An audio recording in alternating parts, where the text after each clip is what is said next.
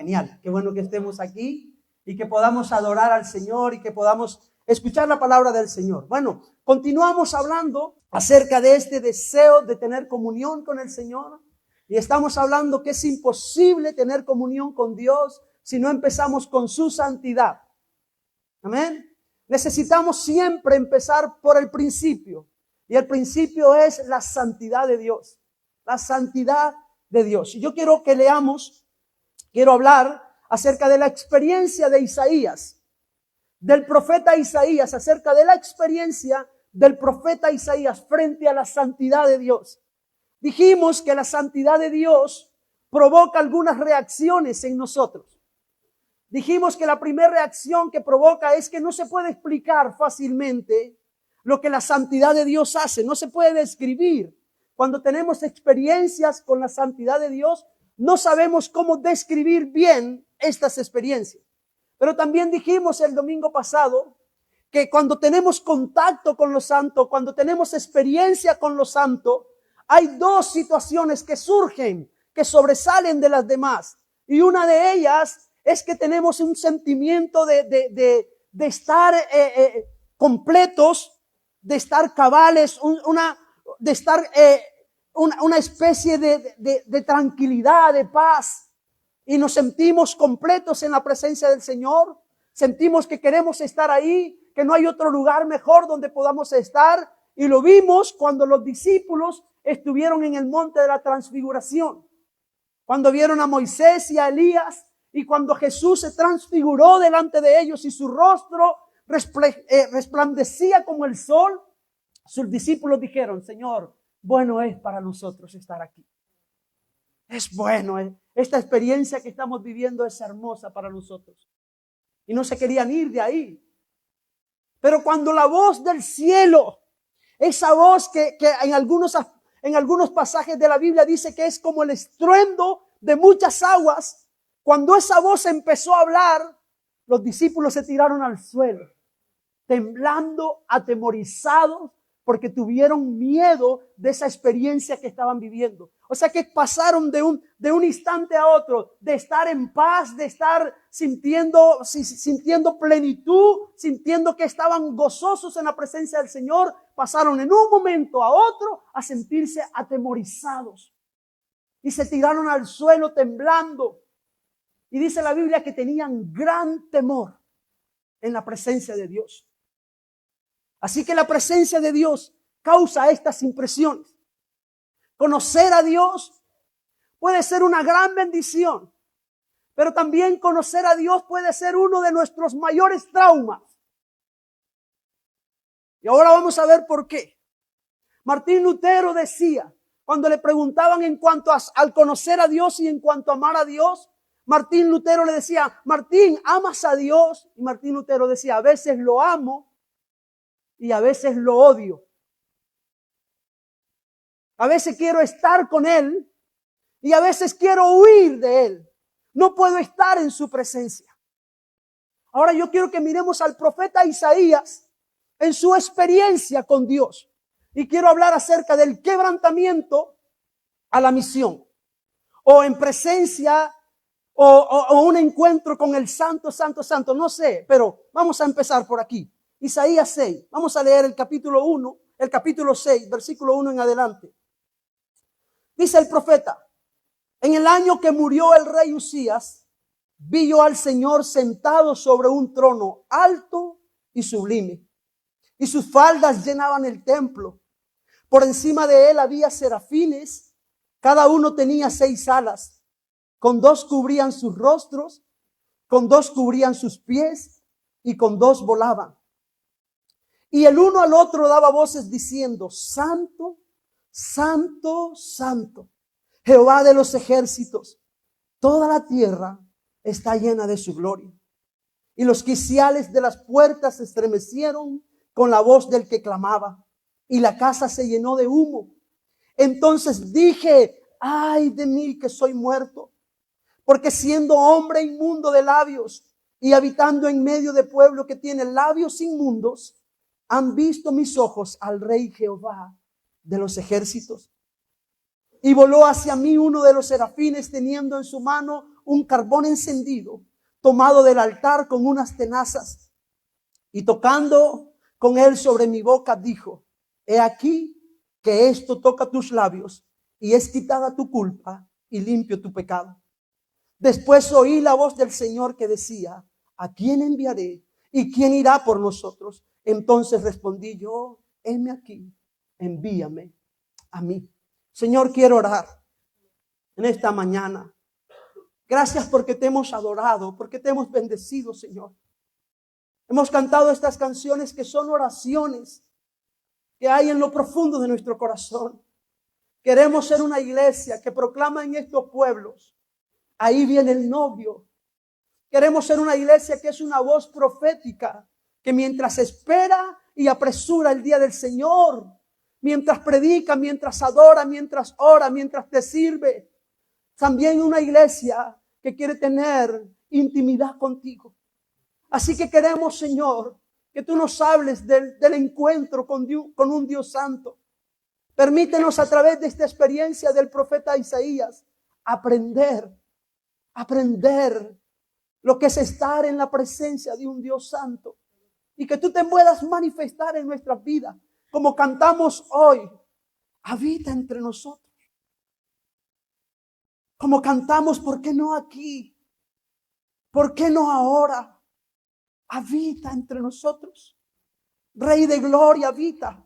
Habita en nuestras casas. Habita en nuestros matrimonios. Habita en nuestros hijos. Habita en nuestras familias. Habita. No queremos huir, queremos que habites, queremos que vengas. Queremos que te muestres, queremos que te manifiestes. En el nombre precioso de Jesús.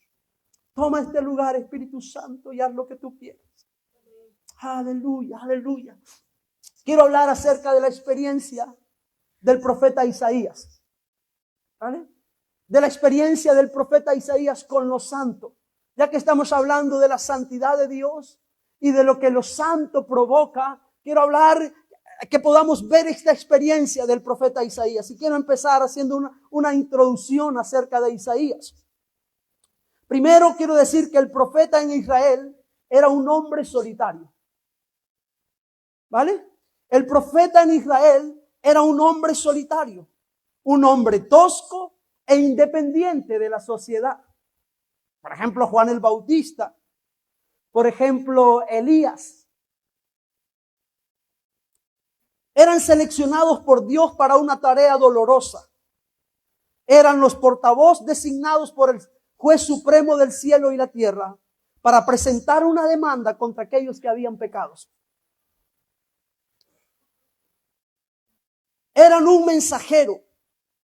Sus anuncios eran precedidos por la palabra: así dice el Señor. El registro de la vida de los profetas se lee como una historia de mártires. La maldición del profeta era la soledad. Su hogar a menudo era una cueva. El desierto era un lugar tradicional de encuentros con Dios. La desnudez era a veces su vestidura. Y el cepo de madera, su corbata. Sus canciones fueron escritas con lágrimas. Si no se acuerdan de Jeremías. Sus canciones fueron escritas con lágrimas. El profeta Isaías fue uno de estos héroes del Antiguo Testamento. A Isaías se le llama a menudo el príncipe de los profetas. Su ministerio profético duró aproximadamente 60 años. Es conocido como uno de los profetas mayores debido al gran volumen del material escrito que lleva su nombre. Su nivel espiritual está fuera de toda duda. Isaías era un hombre maduro espiritualmente hablando. En su libro el profeta Isaías exalta a Dios en los términos más sublimes, enfatizando especialmente la santidad de Dios. Ahora, como profeta, Isaías fue inusual, fue distinto. Fue un profeta distinto e inusual. La mayoría de los profetas eran de origen humilde. Isaías era de la nobleza. Por eso fue inusual, por eso fue diferente. porque la mayoría eran de origen humildes. Muchos de ellos, la mayoría eran de origen humilde, campesinos, pastores, granjeros. Isaías era de la nobleza y se juntaba o se asociaba con príncipes y reyes.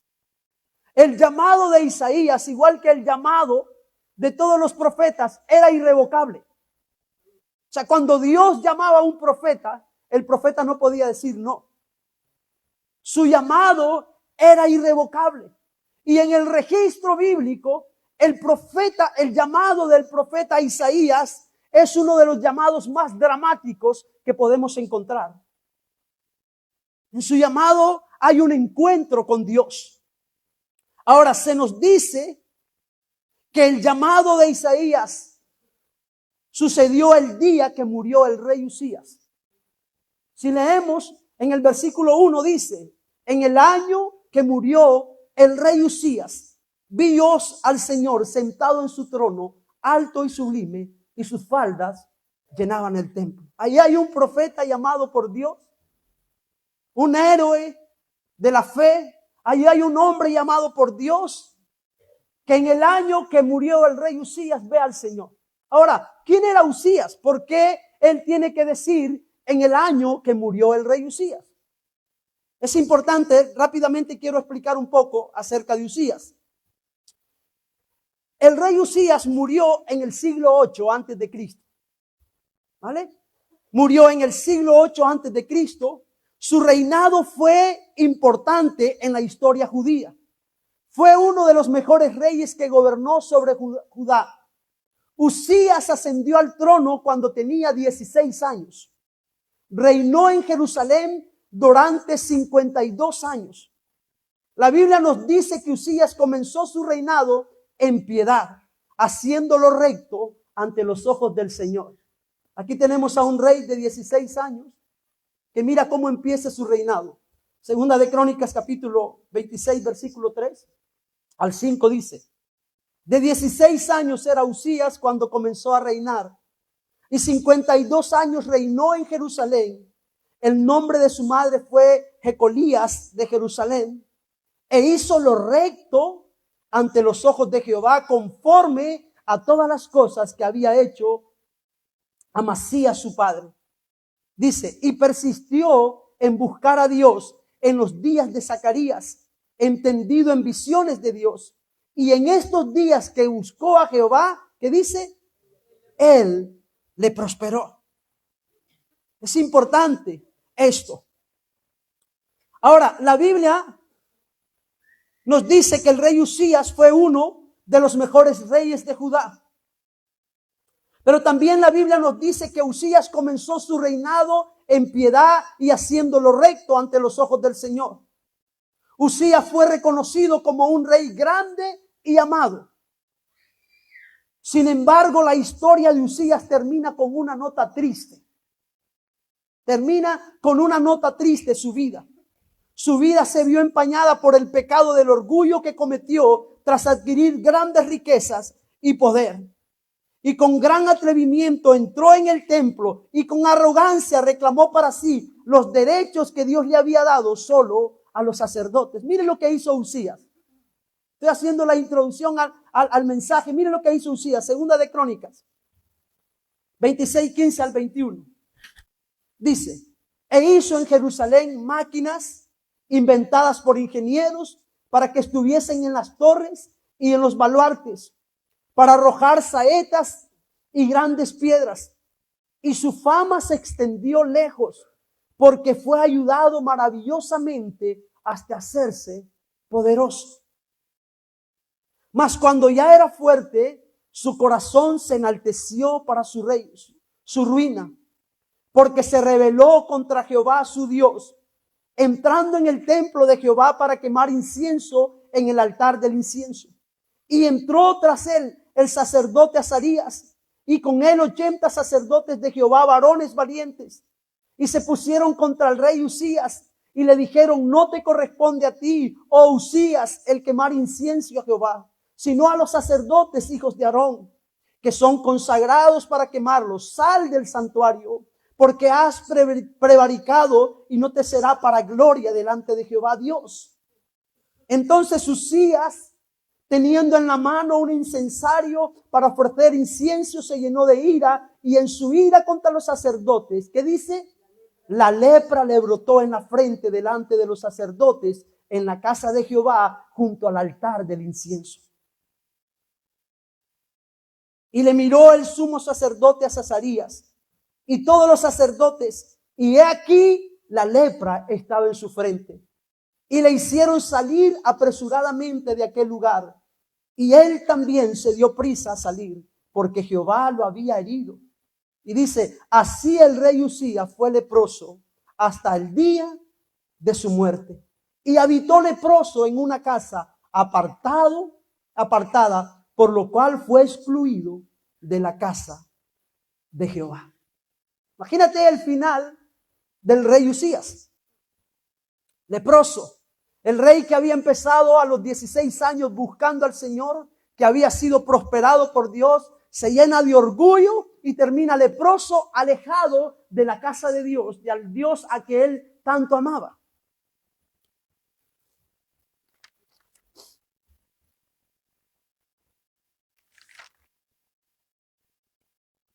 Ahora, es importante que reconozcamos esto. El rey Uzías había muerto, pero cuando Uzías murió, a pesar de la vergüenza de sus últimos años, hubo duelo nacional. Se presume que Isaías fue al templo buscando consuelo en un momento de dolor nacional y personal. Pero aquel día en el templo, el profeta Isaías obtuvo más de lo que esperaba. Este es el contexto de esta historia. Un profeta que ama al Señor, que tiene amistad con un rey que servía al Señor, un rey que gobernó 52 años, pero ahora este rey ha muerto. Y el profeta va en busca del Señor, en busca quizás de consuelo, porque había un luto nacional en todo Israel. Un rey muy amado había muerto. Y ahí va el profeta a buscar consuelo. Ahí va el profeta al templo.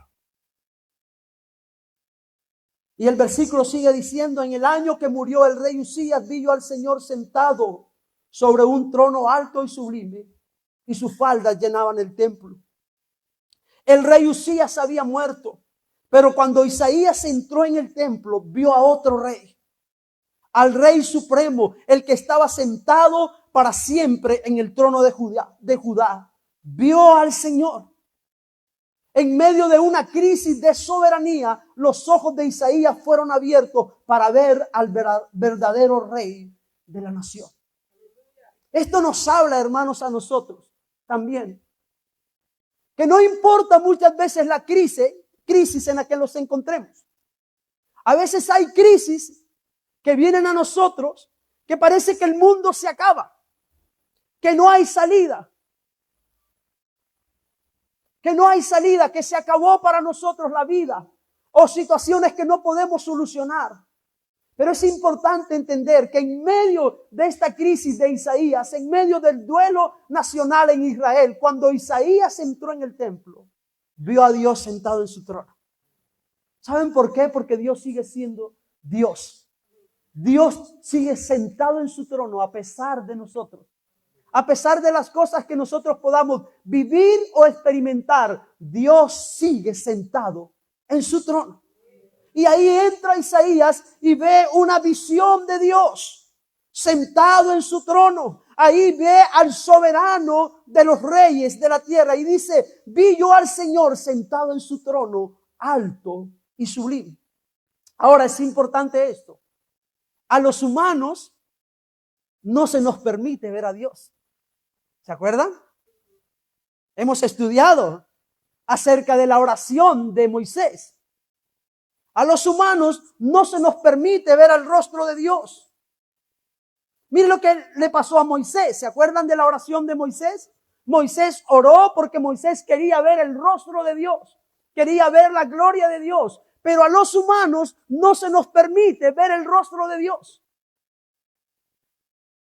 Éxodo 33, 18 al 20 dice, él entonces dijo, te ruego que me muestres tu gloria.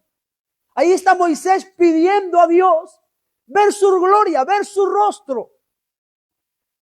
Le respondió, yo haré pasar todo mi bien delante de tu rostro y proclamaré el nombre de Jehová delante de ti y tendré misericordia del que tendré misericordia y seré clemente para el que seré clemente. Dijo, mas no podrás ver mi rostro porque no me verá hombre y vivirá. O sea, a los humanos no se nos permite ver el rostro de Dios. Ahora, sin embargo, la meta final de cada cristiano es que se le permita ver o que se le conceda ver lo que se le fue negado a Moisés. Esta es la meta final de cada cristiano, ver a Dios un día cara a cara. Esta es nuestra meta. Por eso estamos aquí. Porque un día queremos ver a Dios cara a cara, queremos disfrutar de su radiante presencia. Queremos verle cara a cara, tal y como Él es. Pero no solamente es el deseo nuestro. Cuando Moisés ora al Señor, Moisés sabía que era el deseo de todo Israel. Todo Israel en algún momento deseaba ver al Señor. Si no, mírelo como en la bendición sacerdotal de Números.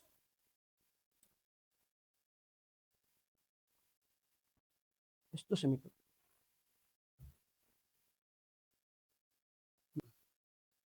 En la bendición sacerdotal lo podemos ver de Números 6:24. Era el deseo de cada judío ver esto. Dice, Jehová te bendiga y te guarde. Jehová haga resplandecer su rostro sobre ti y tenga de ti misericordia. Jehová alce sobre ti su rostro y ponga en ti paz. Esta era la esperanza de los judíos. Estaba en la bendición sacerdotal. Jehová alce sobre ti su rostro.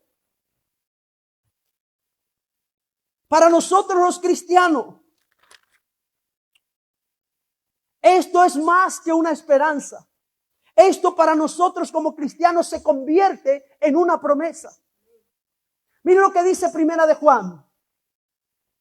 Amados, ahora somos hijos de Dios y aún no se ha manifestado lo que hemos de ser. Pero sabemos que cuando Él se manifieste, ¿qué pasa? Seremos semejante a Él, porque le veremos tal y como Él es. Imagínense esto. Esta es la esperanza de cada uno de nosotros. Esta es la promesa, que cuando el Señor se manifieste, nosotros le veremos tal y como Él es. Ahora mismo nos es imposible a nosotros ver el rostro de Dios. Nos es imposible. Porque para ver el rostro de Dios tenemos que ser puros de corazón. Jesús lo dijo. Bienaventurados los de limpio corazón, porque ellos verán a Dios. Miren lo que dice Mateo. Bienaventurados los de limpio corazón, porque ellos verán a Dios. Ahora mismo nos es imposible ver a Dios en su esencia pura. No podemos. Ninguno de nosotros en este mundo es puro de corazón. Es solo después que seamos purificados y totalmente santificados en el cielo que tendremos la capacidad de mirar a Dios cara a cara. Pero el profeta Isaías en su visión ve a Dios. Ve a Dios cara a cara. Y el versículo 2 dice, por encima de él habían serafines. Cada uno tenía 6 alas. Con 2 cubrían sus rostros, con 2 cubrían sus pies y con 2 volaban. Los serafines no son humanos, afectados por el pecado, no son personas impuras, son seres angelicales. Sin embargo, siguen siendo criaturas. Siguen siendo criaturas. Necesitan cubrir sus ojos para no mirar directamente el rostro de Dios. tenían 6 alas. 2 alas para cubrir sus ojos, porque no podían ver el rostro de Dios. No lo podían ver en su santidad. Con 2 alas volaban, pero también con 2 alas cubrían sus pies. ¿Por qué cubrían sus pies? Los serafines no son de la tierra. ¿Por qué cubrían sus pies? No son de la tierra. Sus pies no están hechos de barro, como ángeles, son seres espirituales. Sin embargo, siguen siendo criaturas. Siguen siendo criaturas. Deben cubrirse los pies, reconociendo su condición de criatura en la santa presencia de Dios.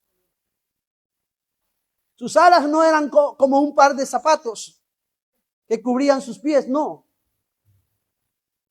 Cubrían sus pies en señal de criaturas.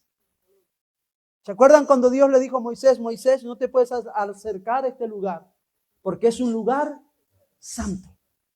Así que quita el calzado de tus pies, porque el lugar que pisas es santo. Los ángeles, los serafines, en la presencia de Dios, seres espirituales, tenían que cubrir sus rostros y tenían que cubrir sus pies, porque seguían siendo criaturas. No podían ver el rostro de Dios cara a cara. No se puede ver el rostro de Dios cara a cara. Sin embargo, Isaías está declarando en su visión que él vio el rostro de Dios, que él vio al Señor sentado en su trono, alto y sublime. Versículo 3 dice, están los serafines ahí, y dice, y el uno al otro daba voces diciendo, ¿qué decían? Santo, santo, santo, Jehová de los ejércitos. Toda la tierra está llena de su gloria. El canto de los serafines recibe el nombre de trisagio, que significa 3 veces santo. 3 veces santo. ¿Se acuerdan lo que dije en una predicación anterior? Que los maestros judíos usaban la repetición como forma de enfatizar que algo era importante. Jesús usó esta forma de enseñar.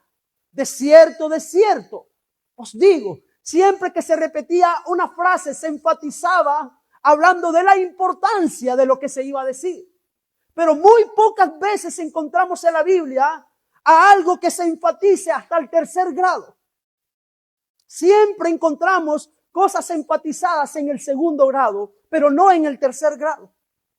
Enfatizar las cosas al 3er grado era darle el lugar supremo a algo. La importancia suprema a algo.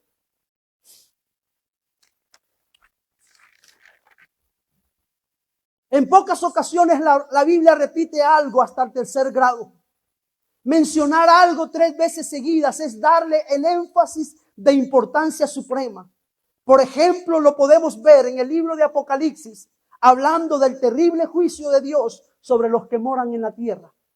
Mire la importancia suprema que le da el apóstol Juan en su visión de Apocalipsis al ay. Él dice, y miré y oí un ángel volar por en medio del cielo diciendo a gran voz, ¿qué decía? ¡Ay! ¡Ay! ¡Ay! Los ayes del Apocalipsis tienen una importancia suprema, porque van a ser días terribles para el mundo. Entonces el apóstol los quiere enfatizar bien. ¡Ay! ¡Ay! ¡Ay! Le da la importancia suprema. Y pocas cosas en la Biblia tienen la importancia suprema. Pero cuando Dios habla de los santos, también Isaías, en los ángeles le dan la importancia suprema. Solo una vez en las Sagradas Escrituras se eleva un atributo de Dios al 3er grado. La Biblia dice que Dios es santo, santo, santo. Nunca va a encontrar en la Biblia que diga Dios es amor, amor, amor. Nunca va a encontrar en la Biblia que diga Dios es misericordia, misericordia, misericordia. Nunca va a encontrar en la Biblia que diga Dios es justo, justo, justo. Nunca. Solo va a encontrar Dios es santo, santo, santo.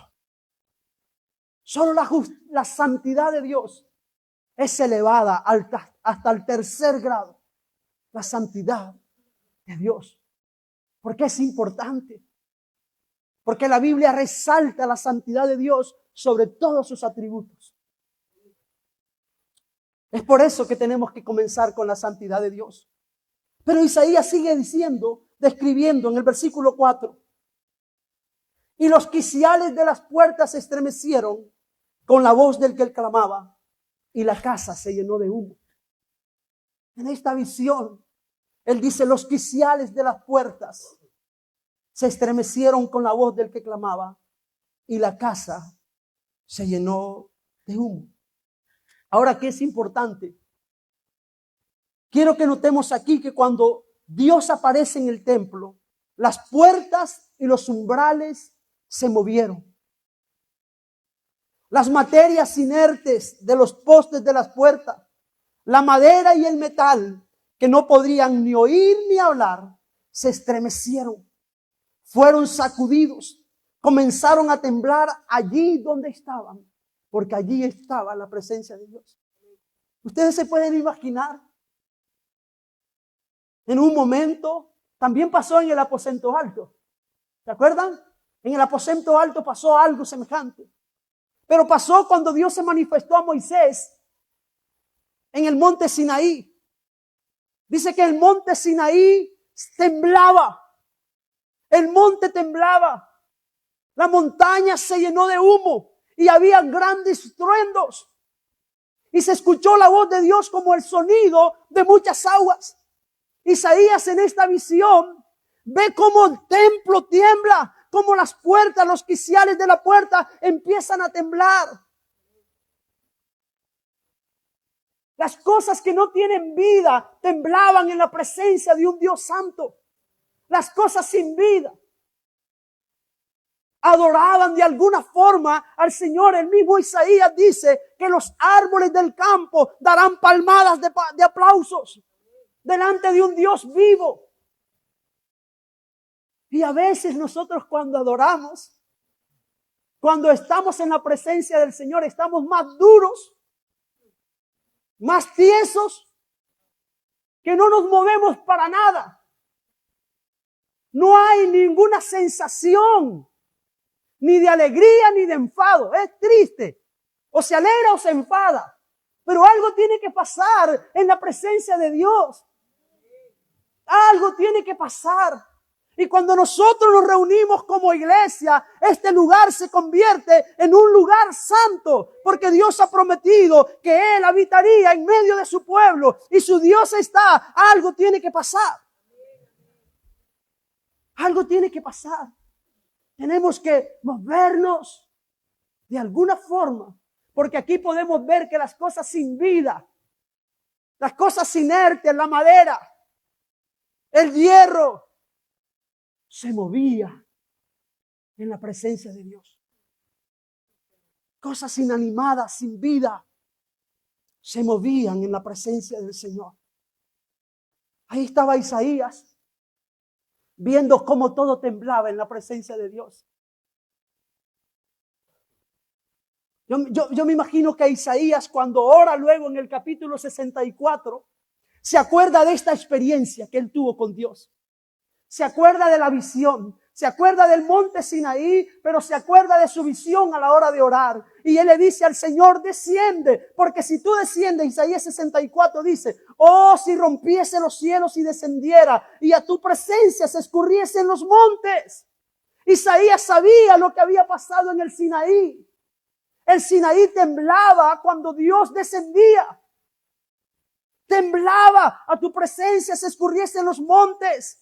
Como fuego abrasador de fundiciones, fuego que hace hervir las aguas, para que hicieras notorio tu nombre a tus enemigos. Y dice, y las naciones temblasen a tu presencia. Isaías estaba temblando ante la presencia de Dios. Pero no solo él. El templo temblaba. Los discípulos en la presencia de Dios en el monte de la transfiguración temblaron ante la presencia de Dios. Cuando Dios se manifiesta, temblaron. Versículo 5. Dice, entonces dije. ¿Qué dijo Isaías? ¿Ustedes creen que lo diría así? ¿Cómo creen que lo diría? No. ¿Cómo creen?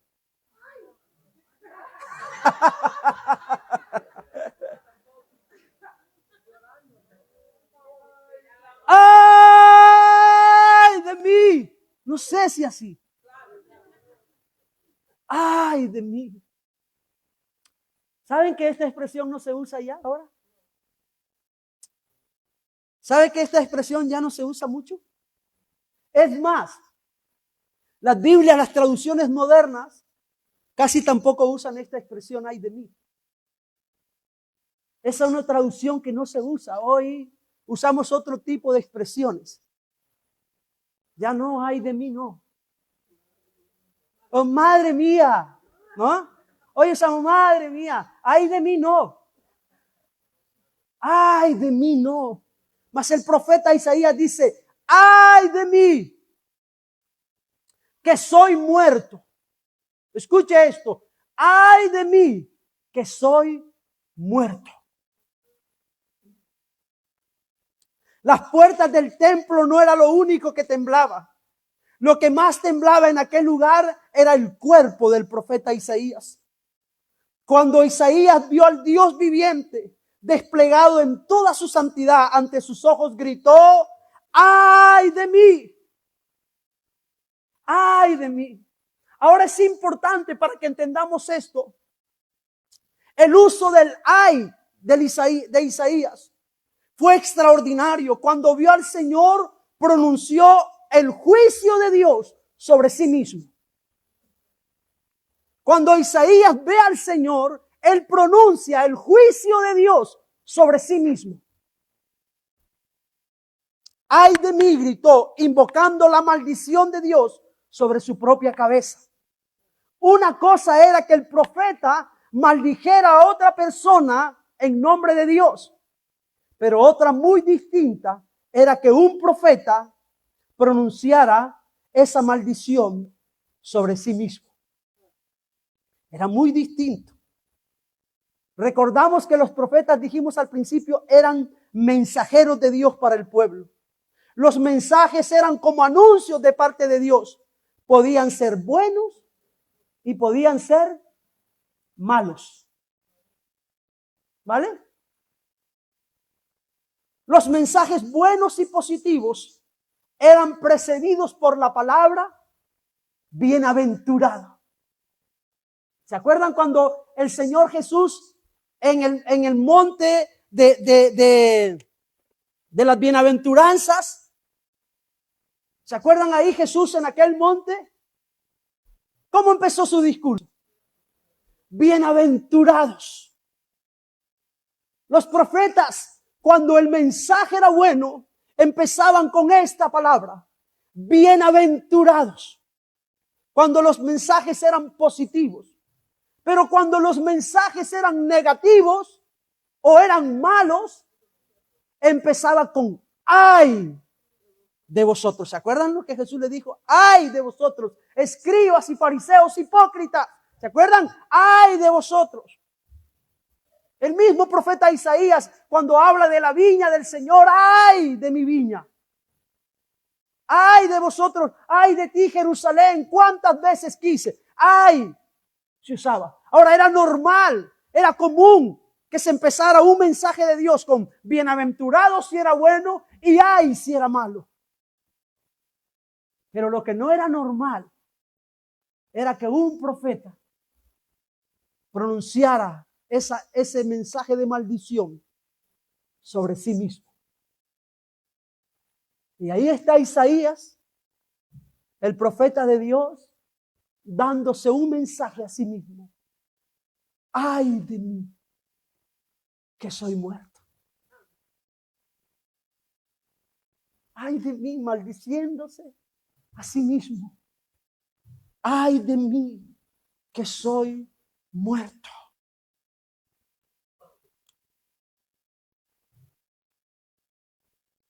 Inmediatamente después de la maldición de condenación sobre sí mismo, Isaías gritó: ay de mí que soy muerto.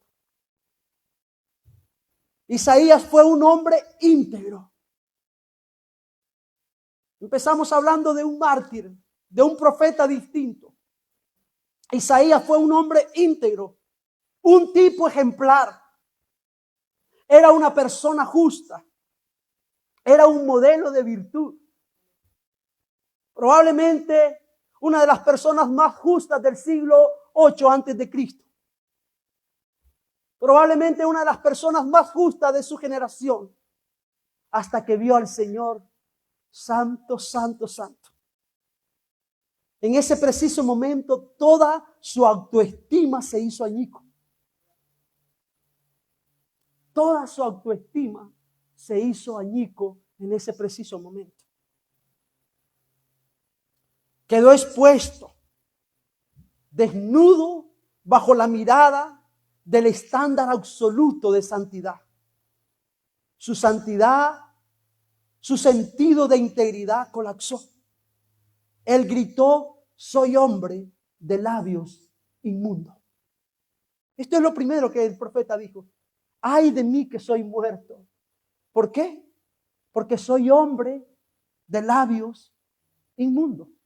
Ahora, ¿no les parece raro a ustedes que el profeta dijera: ay de mí que soy hombre de labios inmundos?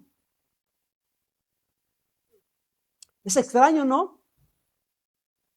Podríamos haber pensado que dijera: soy hombre de hábitos impuros. O podríamos pensar que dijera: soy hombre de pensamientos impuros. Pero que dijera: soy hombre de labios impuros. Soy hombre de labios impuros. Hermanos, es importante esto. Necesitamos como iglesia anhelar más, desear tener encuentros con Dios. Si tú estás en una adicción, si tú estás en un pecado, llámele cual sea el pecado. Si tú estás luchando con ataduras, con hábitos, llámele como sea, la solución es estar cerca de la santidad de Dios. Porque nosotros podemos aparentar que somos justos. Podemos aparentar que somos santos. Yo creo que ese Isaías se hubiese comparado con cualquier persona de su generación. Isaías hubiese estado por encima de cualquier persona de su generación. El problema era que se comparó con el santo. Estaba ante la mirada del santo. A veces nosotros, si nos comparamos con las personas, tú te comparas con alguien, pues este no se congrega, me voy a comparar con este hermano, viene solo los domingos, y a veces, y tarde. Bueno, ¿no? O me voy a comparar con la otra persona, y te comparas, y entonces vas creciendo tu ego, y que, yo doy, ¿sabes? Yo doy. Yo diezmo, yo bendigo, yo hago esto, yo todo, yo predico, yo evangelizo. Y te comparas con la gente, entonces tú te comparas con otro y normalmente no nos comparamos con alguien que esté un poco más arriba. Tendemos a tirar para abajo, para quedar bien. Entonces, si nos comparamos, quedamos bien. Y claro, entonces, como tú quedas bien, vienes aquí y contento porque te has comparado con alguien que es pecador igual que tú. O que peca de una forma distinta que tú. Porque a veces nos comparamos y miramos los pecados de los demás, pero no nos damos cuenta que nosotros pecamos de una forma distinta de los demás, pero somos iguales. El problema está cuando nos enfrentamos a Dios. Ahí es donde sale verdaderamente lo que nosotros somos. ¿Vale? Ahí es donde sale verdaderamente lo que nosotros somos.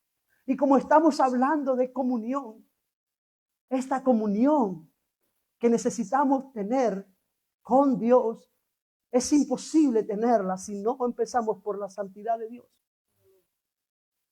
Seguir la paz con todos y la santidad, sin la cual nadie verá al Señor. Ahora, ¿por qué se enfocó en su boca Isaías? ¿Por qué en su boca? ¿Por qué hizo tanto énfasis en la boca? Tiene lógica quizás porque era profeta. Ahora, por naturaleza, los labios son impuros. Por naturaleza, nuestra boca es impura. Nuestros labios son impuros. Mire lo que dice el Salmo 12, versículo 2. Habla mentira cada uno. Escuche una vez más. Habla mentira cada uno con su prójimo. Hablan con labios lisonjeros y con doblez de corazón. Pero mira el Salmo 31, 18. Enmudezcan los labios, ¿qué cosa? Mentirosos, que hablan contra el justo cosas duras, con soberbia y menosprecio. ¿Cuántas veces quizás Isaías, no sé si intentó menospreciar a otros con soberbia y menosprecio? Isaías ahora está delante de Dios y se da cuenta de la insensatez de sus labios. Miren lo que dice el Salmo 59, 7. He aquí, proferirán con su boca, espadas hay en sus labios, porque dicen, ¿quién oye? ¿Cuántas cosas hablamos nosotros? De alguien, de algo, o a nuestra esposa, o a nuestros hijos, porque nadie nos oye. ¿Quién oye? ¿Quién oye? ¿Cuántas mentiras hacemos y decimos? Porque ¿quién oye? ¿Quién oye? ¿No? ¿Cuántas cosas pudieron pasar por la mente de Isaías ahora? Y nos llama la atención lo que Jesús habla acerca de esto, porque esto también creo que debería ayudarnos en por qué Isaías pensó en sus labios. ¿Por qué Isaías pensó en su boca? Mateo 15, 11. Jesús dice, no lo que entra en la boca contamina al hombre, mas lo que sale de la boca, esto contamina al hombre. Y sigue diciendo, versículo 18, pero lo que sale de la boca, del corazón sale, y esto contamina al hombre, porque del corazón, ¿qué cosas salen? Salen los malos pensamientos, los homicidios, los adulterios, las fornicaciones, los hurtos, los falsos testimonios, las blasfemias. Estas cosas son las que contaminan al hombre. Pero el comer con las manos sin lavar no contamina al hombre. O sea, Isaías sabía los pecados de su boca. Sabían que muchas de las cosas que salían de su boca venían desde su corazón. A veces con algunas frases de alguien podemos saber lo que hay en su corazón. Isaías sabía eso. Porque ahí estaba la lengua. Miren lo que Santiago habla de la lengua.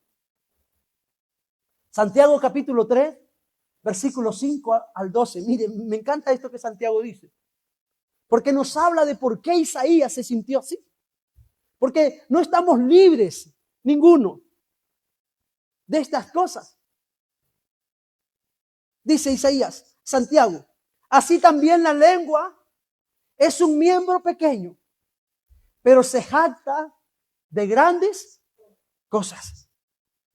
He aquí cuán grande bosque enciende un pequeño fuego. Y la lengua es un fuego, un mundo de maldad. Bueno, Isaías por eso estaba pensando mucho en su lengua. La lengua está puesta entre los miembros y contamina todo el cuerpo. e inflama la rueda de la creación, y ella misma es inflamada por el infierno. ¿No? Ella misma es inflamada por el infierno. Porque toda naturaleza de bestia y de aves y de serpientes y de seres del mar se doma y ha sido domada por la naturaleza humana. Pero ningún hombre puede domar la lengua, que es un mal que no puede ser refrenado, llena de veneno mortal. Con ella bendecimos al Dios y Padre, y con ella maldecimos a los hombres que están hechos a semejanza de Dios. De una misma boca proceden bendición y maldición. Dice, hermanos míos, esto no debe ser así. ¿Acaso alguna fuente hecha por una misma apertura, agua dulce y amarga? Hermanos míos, ¿puede acaso la higuera producir aceituna o la vid higos? Así también ninguna fuente puede dar agua salada y dulce. Y ahí está Isaías pensando que de su boca solo salían cosas dulces. ¿No? Estaba Isaías antes de este encuentro con Dios, pensando que era el portavoz del cielo y que de su boca solo salían cosas dulces, que no habían aguas amargas en su boca. ¿Y cuántos de nosotros pensamos muchas veces eso? Pero no solamente eso. A veces podemos pensar y no darle el valor que a las palabras que salen de nuestra boca. No, fue un simple enfado. Fue un simple enfado. No fue un simple menosprecio. O respondí porque estaba herido. Fue un menosprecio. No, un menosprecio nada más. Un simple enfado. Le dije a mi mujer un montón de cosas, pero estamos enfadados. Llevamos muchos años de casado y la confianza, ¿no? La confianza.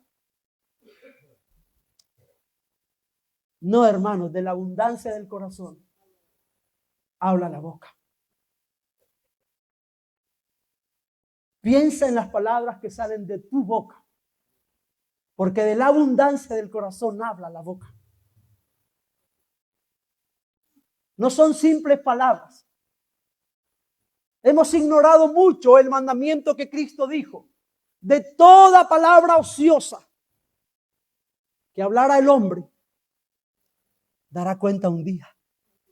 Porque no son simples palabras, porque las palabras salen del corazón. ¿Entienden? No son simples palabras, salen del corazón. Y ahí está Isaías, dándole vuelta a su mente todas las cosas que quizás habían salido de su boca. Y el Señor haciéndole entender que no eran de la simple boca que habían salido, que eran del corazón. La importancia de tener encuentros con Dios. La importancia de que Dios nos haga ver lo que hay verdaderamente en nuestro corazón. Necesitamos esto, hermanos. Necesitamos que Dios nos haga ver lo que hay verdaderamente en nuestro corazón. ¡Ay de mí que soy muerto! ¡Ay de mí que soy muerto! Fue lo que Isaías dijo. ¡Soy muerto! Porque siendo hombre de labios inmundos, han visto mis ojos al Rey, Jehová de los ejércitos. ¿Sabe por qué la iglesia de hoy no somos tan santos como deberíamos? Porque no tenemos una visión clara de nuestro Dios. Si tuviésemos una visión clara de Dios, nuestra actitud en la vida, nuestra actitud en la presencia de Dios, nuestra actitud sería distinta, sería diferente. Porque nos midiéramos ante ese estándar. Cada que pecáramos dijéramos, ¡ay de mí! ¡Ay de mí! Isaías lo explica de esta manera. Han visto mis ojos al Rey Jehová de los ejércitos. Vio la santidad de Dios por primera vez. Por primera vez en su vida Isaías realmente entendió quién era Dios. Y en ese mismo instante, por primera vez, Isaías realmente entendió quién era Él. Así que necesitamos esto, hermano. Necesitamos entender quién es verdaderamente Dios. ¿Queremos comunión con Dios? ¿Cuántos quieren comunión con Dios? Pues necesitamos entender quién es verdaderamente Dios. Dios es santo. Y cuando nos acercamos a Él, se manifiesta verdaderamente lo que hay en nosotros. Pero es bueno que se manifieste. Es bueno que se manifieste lo que hay en nuestro corazón. Es bueno que salga luz lo que hay en el corazón de las personas. Versículo 6. 6 y 7. Dice: y voló hacia mí uno de los serafines, teniendo en su mano un carbón encendido, tomado del altar con unas tenazas. Y tocando con él sobre mi boca, dijo: he aquí, esto toca tus labios, y es quitada tu culpa, y limpio tu pecado. Yo quiero que nos imaginemos un poco a Isaías, temblando en aquel lugar, tirado en el suelo, maldiciéndose a sí mismo, porque como hemos visto, han salido los pecados de su corazón. Y está en la presencia de aquel Dios santo. ¿Se pueden imaginar por un momento a Isaías temblando, atemorizado ante la mirada del santo, ante la mirada de aquel Dios santo? ¿Recuerdan lo que qué le pasó a Adán cuando pecó? ¿No? ¿Qué le pasó a Adán cuando pecó? Estaba en el huerto y pecó. Y después de que pecó y escuchó la voz de Dios en el huerto, ¿qué hizo? Tuvo miedo. Oí tu voz en el huerto y tuve miedo. Y como tuve miedo, me escondí. Me escondí porque tuve miedo. Oí tu voz. Me di cuenta que he pecado. Esto es lo que causa estar en la presencia de Dios. Miedo. Temor.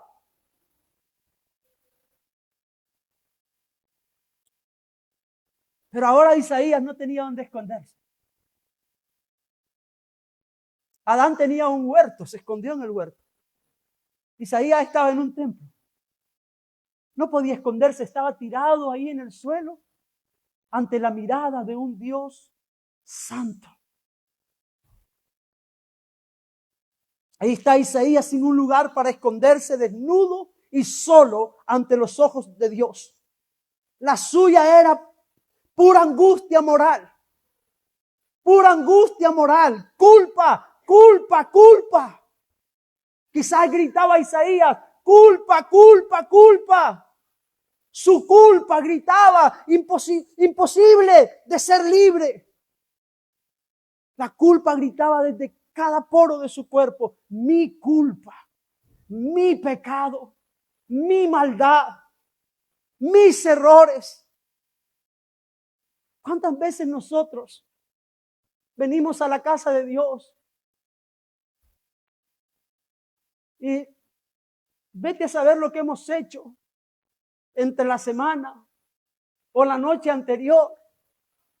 Y venimos a la presencia de Dios y no sentimos ni una pizca de culpa.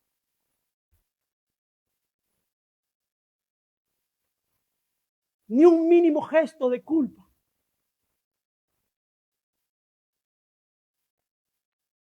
Y ahí está Isaías gritando: mi culpa, mi culpa, mi culpa, tirado en el suelo ante los ojos de Dios santo, gritando: ay de mí que soy muerto en mi pecado.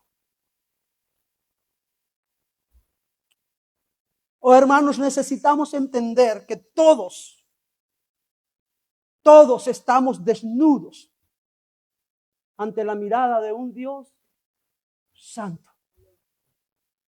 El salmista David dijo: ¿a dónde huiré de tu espíritu? ¿A dónde me iré de tu espíritu?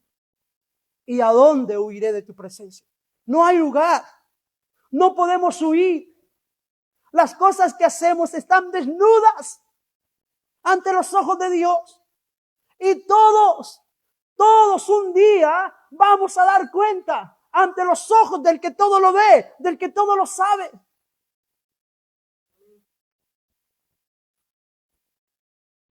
Miren lo que dice Apocalipsis. El mundo huye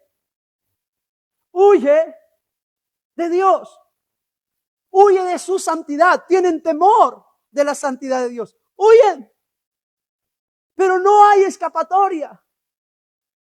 Proverbios dice, huye el impío sin que nadie lo persiga. Huye el impío sin que nadie lo persiga. Huyen. Pero no podemos huir para siempre. No hay lugar donde podamos escondernos de nuestro Dios santo. La Biblia dice que en los últimos tiempos, el mundo, los reyes del mundo, los gobernantes del mundo, estarán ante la mirada de un Dios santo. Por más que lo quieran negar, por más que quieran eludirlo, todos vamos a estar ante esta mirada. Miren lo que dice Apocalipsis 6, versículo 15 al 17. Y los reyes de la tierra, y los grandes, los ricos, los capitanes, los poderosos, y todo siervo y todo libre, ¿qué cosa? Se escondieron en las cuevas, entre las peñas de los montes. Y decían a los montes y a las peñas, caed sobre nosotros y escondednos del rostro de aquel que está sentado sobre el trono y de la ira del Cordero. Porque el gran día de su ira ha llegado. ¿Y quién podrá sostenerse en pie? Así estaba Isaías ante la mirada del santo, deseando esconderse, pero no podía. No podía. Pero bendito sea el Señor, hermanos, porque el Dios santo es también un Dios de gracia y misericordia. Porque el Dios santo es un Dios de gracia y es un Dios de misericordia.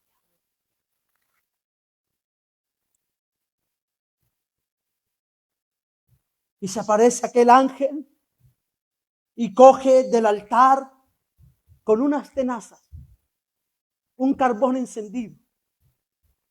Imagínense, los ángeles son seres espirituales, hemos dicho. Y cogió el carbón encendido con unas tenazas.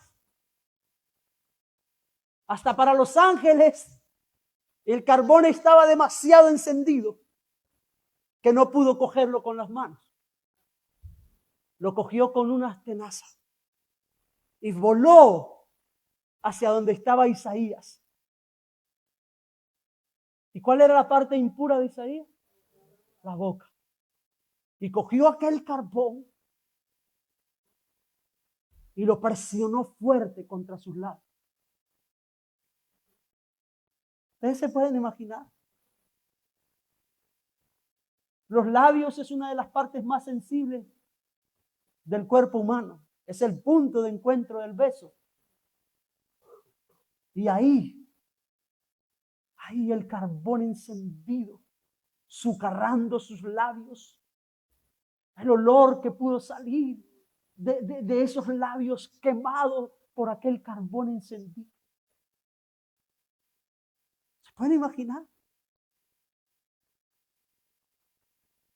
El serafín presionó el carbón candente contra los labios del profeta y los socarró. Los labios son una de las partes más sensibles de la carne humana, el punto de encuentro del beso. Aquí Isaías sintió la llama sagrada quemando su boca. Una misericordia severa, un acto doloroso de purificación. La suciedad en su boca estaba siendo quemada hasta desaparecer.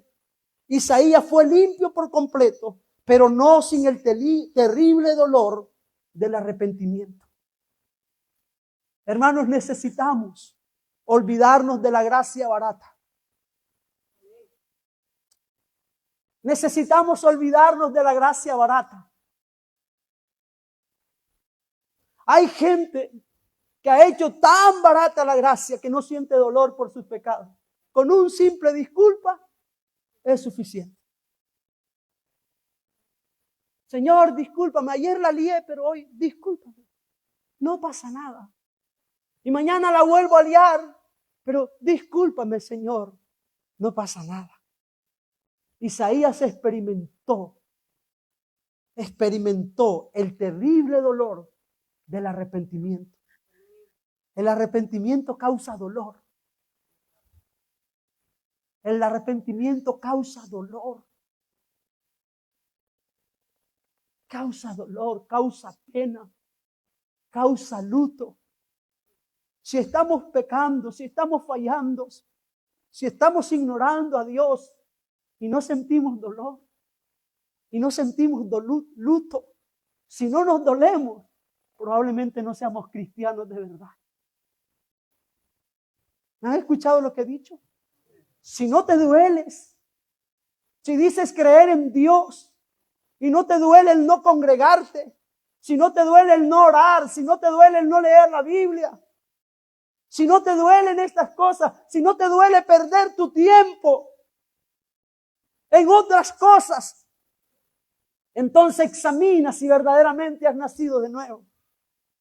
Porque el pecado, cuando nos arrepentimos, causa dolor, causa tristeza, causa angustia. El terrible dolor del arrepentimiento fue experimentado en la boca de Isaías. Sus labios fueron quemados.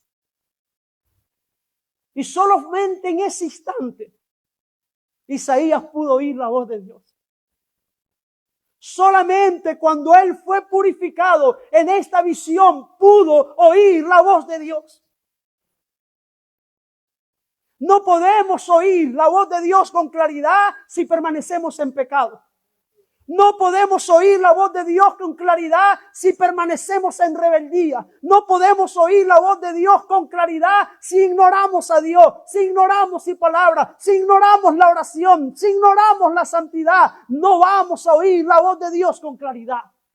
Solamente hasta que Isaías fue limpio de su pecado, entonces pudo oír la voz de Dios.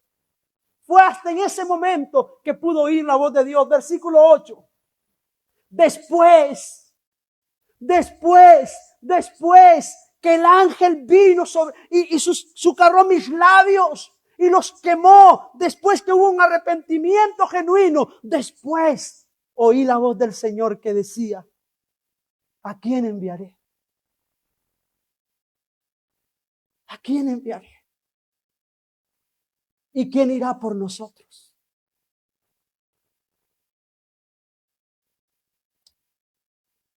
¿A quién enviaré?, dijo el profeta. ¿Y quién irá? El Señor dijo, Dios escuchó la voz de Dios. ¿A quién enviaré? ¿Y quién irá por nosotros?